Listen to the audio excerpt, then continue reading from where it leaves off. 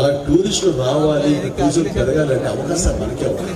Suppose మొన్న Ram Charan G20 film సంబంధించి వచ్చిన సదస్సులో కాశ్మీర్లో జరిగింది, శ్రీనగర్లో.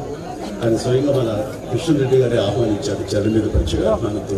నువ్వు రా చరణ్, నీ సినిమా RR బాగా ఆడుతుంది కాబట్టి నువ్వు ఫోకస్లో ఉన్నావు, రా, నువ్వు చెప్తే నీ ద్వారా ఫిలిం టూరిజంగా నేను అందరికి ప్రపంచ దేశానికి షో కేస్ చేయగలను అని వారు ఆహ్వానించడం, చరణ్ వెళ్ళటం కలిసి ఆయన ఫిలిం ప్రమోట్ చేయాలని ఆయన చేసిన తాపత్రయానికి ఆయన చేసిన ప్రయత్నానికి మనస్ఫూర్తిగా నా ధన్యవాదాలు.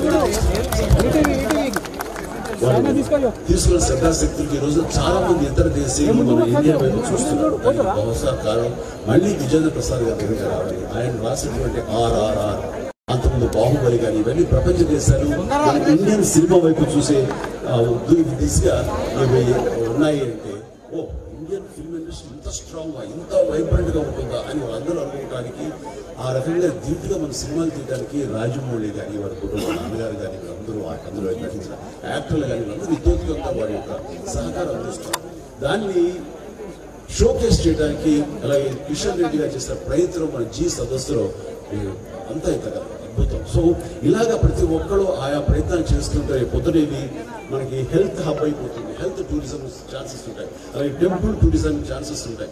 ఇలా ఒకటే ఎన్నో రకంగా మనకు ఉన్నటువంటి మల్టీ క్యూజిన్, మనకున్న మల్టీ డైవర్సిఫై కల్చర్స్ ఏ ప్రపంచంలో ఏ దేశానికి లేదు. కాబట్టి దాన్ని మనం పొటెన్షియల్గా మార్చుకునేలాగా మనం ప్రయత్నం చేయాలి.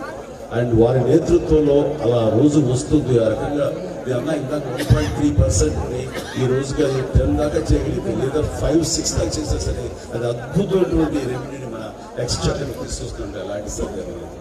అండ్ ఈ రోజున ఇక్కడ అంటారు ఒక దృశ్యం 1000 పదాలకి సరిసమానమని.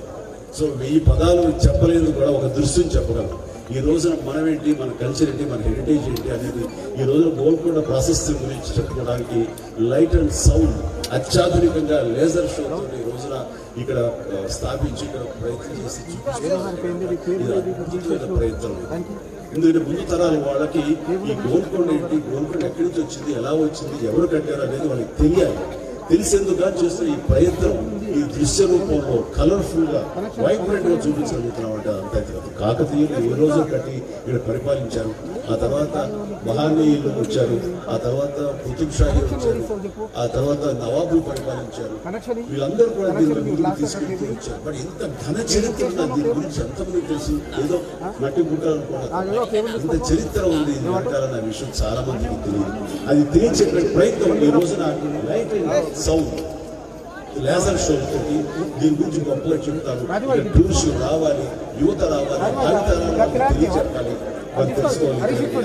అద్భుతం అంటే దీని గొప్పతనం తెలుసుకుని హిందువుల హృదయ సామ్రాట్ ఛత్రపతి శివాజీ గారి కూడా ఇక్కడికి గెస్ట్ గా వచ్చి వీక్షించారంటే గొప్పతనం మనం పెంచుకోవాలి. ఏం చెప్పుకోవాలి అంటే అలాంటి దానికి ఈ రోజున ఒక అందం తీసుకొచ్చి దాన్ని షోకేస్ చేసి ఆయన చేసే ప్రయత్నాల్లో ఇది ఒక తాను వంతుగా చేస్తున్నారు. ఇలాంటివి ఎన్నో అద్భుతాలు ఉన్నాయి. వాటిలన్నింటినీ కూడా ఈ రోజున ఆయన ముందుకు తీసుకొచ్చి భారతదేశ టూరిజంలో మేము అగ్రస్థానంలో ఉన్నాము అని చెప్పే ప్రయత్నం చేయాలి. ఆ రోజు నేను ఉన్నప్పుడు ఒక ఇండియా లెవెల్లో అన్ని దీంట్లో కలిపి అప్పట్లో కేరళ అనేది నెంబర్ 1 ఉండేది, గాడ్స్ ఓన్ కంట్రీ అనే పేరుతో. అలాంటిది ఆంధ్రప్రదేశ్కి, దాని కంబైన్ ఆంధ్రప్రదేశ్కి ఆ రోజుల్లో 7 అవార్డులు తీసుకొచ్చి ఇండియాలో నెంబర్ 1 స్థానం తీసుకురాగలిగాను, అవార్డు తీసుకోగలిగామంటే నాకు అంత ఇంత గర్వకారణంగా ఉంటుంది. దాన్ని మరింత ప్రపంచ స్థాయికి తీసుకెళ్లేది ఎలాగా ఇండియాని వాళ్ళు కృషి చేస్తారని మనస్ఫూర్తిగా అభినందిస్తూ మాలాంటి వారికి అవకాశం ఇచ్చారు చెప్పుకునేది రకరకాలుగా. కాబట్టి మీ యొక్క నేతృత్వంలో, మీ నాయకత్వంలో ఇది మరింత ముందుకు వెళ్ళాలి. మన ఇండియన్ కల్చర్ ఏంటో తెలియాలి. మన ఇండియన్ ఇది మోడీ గారు అంటుంటారు వికాస్ అని, విరాసత్ హిందీ కొంచెం విరాసత్. సో ఇది అంటే మన సాంస్కృతిక వారసత్వం అలాగే అభివృద్ధి, ఈ రెండు కూడా 2 కళ్ళకు సాగుతూ వెళ్ళాలన్నారు. అందులో ఒక భాగం ఈ రోజున మన సాంస్కృతిక వారసత్వాన్ని ముందు తరాలకు తెలియజేసే ప్రయత్నం చేస్తున్నారు. అలా చేస్తున్నందుకు మనస్ఫూర్తిగా వారిని దాన్ని సహకరించినటువంటి 50 మంది ఆఫీసర్స్ని, అధికారులని మనస్ఫూర్తిగా అభినందిస్తూ వచ్చిన వారికి అందరికీ మరొకసారి నమస్కారాలు తెలియజేసుకుంటూ ముగిస్తున్నాను. జై హింద్, జై శ్రీరామ్.